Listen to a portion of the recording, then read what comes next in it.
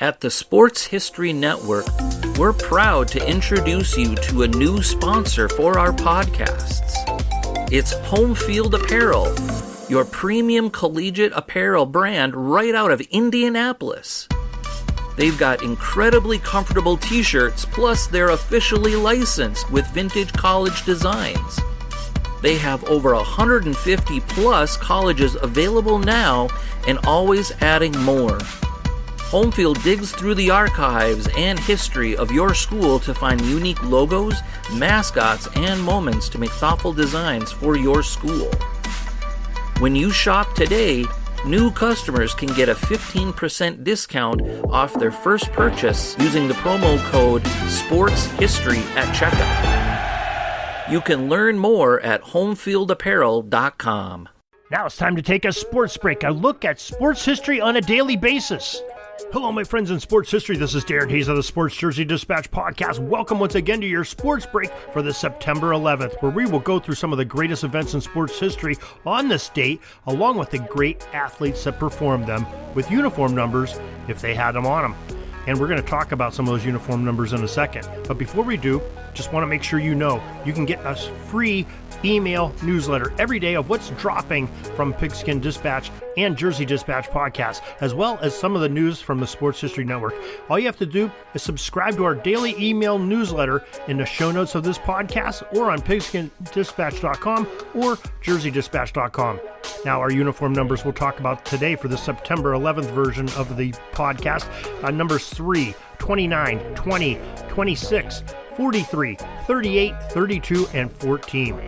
September 11th, 1912 is our jumping off point, and the Philadelphia Athletics second baseman Eddie Collins stole a Major League Baseball record of 6 bases in the Athletics' 9-7 victory over the Detroit Tigers at Navin Field.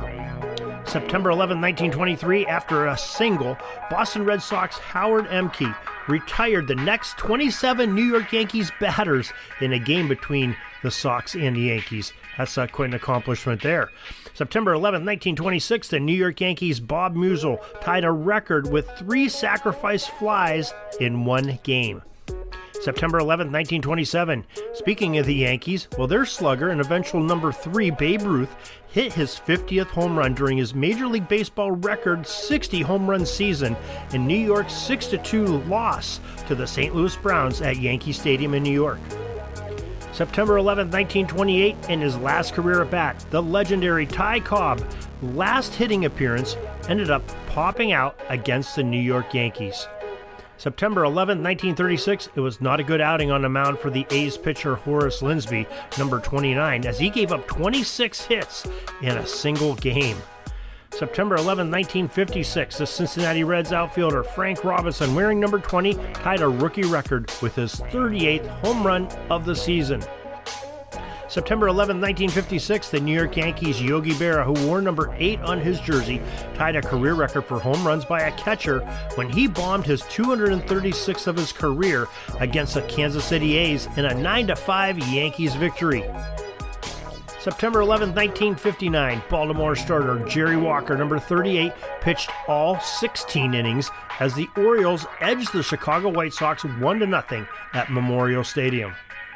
September 11, 1966, Johnny Miller, number 26, became the first New York Yankee to hit a home run in his first Major League at-bat, only to have his second career home run come on his final Major League at-bat in 1969 as a member of the LA Dodgers wearing a number 43 jersey.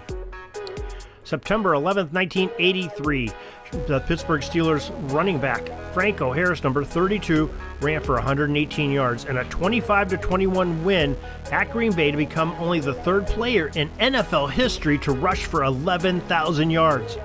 The Steelers announced on September 7, 2022, that they were retiring Franco's number 32 jersey.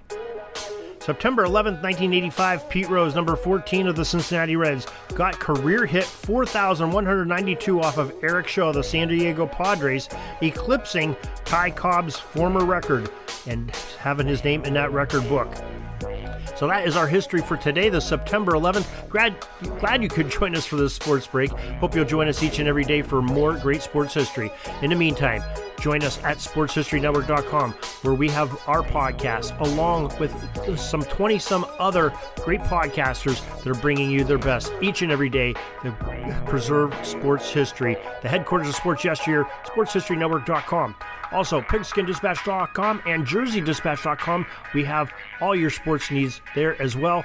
Make sure you join us, and we hope to see you tomorrow. So till tomorrow, have a great sports history day. Sorry, but my pitching coach just called timeout, and he's coming out to the mound. I think I'm going to get yanked for a reliever. We'll see you back tomorrow for some more great sports history on Sports Jersey Dispatch Podcast.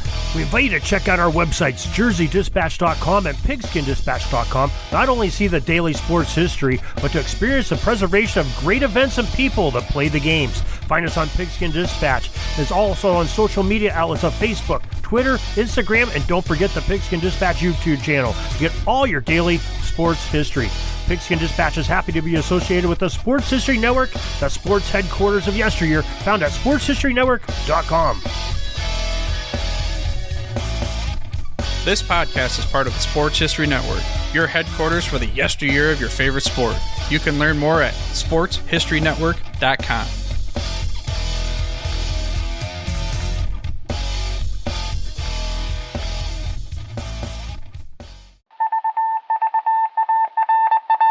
It was just another ordinary day in the offices of the Pittsburgh Guardian newspaper circa 1924.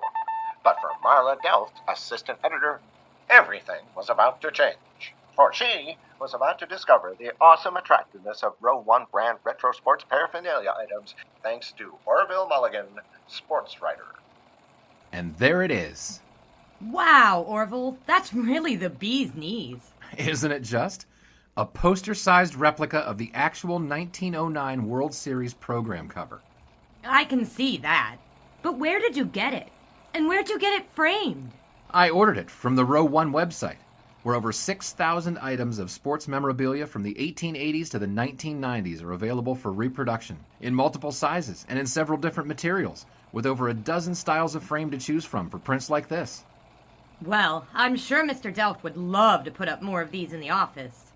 But I'm equally as sure they're beyond this newspaper's budget. Not at all, my dear Marla. See for yourself. Go to sportshistorynetwork.com/row1. sportshistorynetwork.com/row1. Oh my, these are good prices. Oh, and look at this stuff. Oklahoma-Nebraska football, college basketball art, Michael Jordan items. And so it retro was that sports Marla Delft advertisement discovered the placards. splendiferous magic of Row 1 sports memorabilia, arts, and prints. You can too by visiting sportshistorynetwork.com/row1. That's ROW1 today for access to the full Row 1 catalog of gallery prints and gifts like t-shirts, long-sleeve shirts, telephone cases, coffee mugs, blankets, pillows, towels, and even shower curtains. Act today for 15% discount off all prints with coupon code SHN15 and 20% off all other items with coupon code SHN20 at checkout. And keep your dial locked to the Sports History Network for the exciting chronicles of the 1920 sports world in Orville Mulligan, sports writer. Coming soon.